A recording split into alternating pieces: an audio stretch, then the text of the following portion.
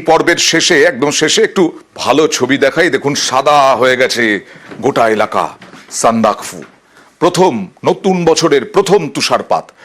নতুন বছরের প্রথম তুষারপাতে ব্যাপক খুশি পর্যটকরা। কাল রাত থেকে তুষারপাত সান্দাকফুতে। সান্দাকফুর তাপমাত্রা -1। শীতে সান্দাকফুতে পর্যটকের ঢল। বছরের প্রথম সান্দাকফুতে তুষারপাত। কাল রাত থেকেই এই তুষারপাত। আজ আকাশ পরিষ্কার, ঝাঁ চকচকে আকাশ, অন্যদিকে তুষারে বরফে সাদা হয়ে গেছে। আপ্লুত পর্যটকরা।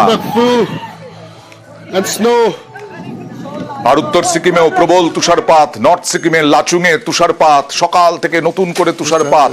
তুষারের পুরু চাদর লাচুংয়ে। এখানেও খুশি পর্যটকরা। And the tourists are enjoying everything. Welcome to Lachin.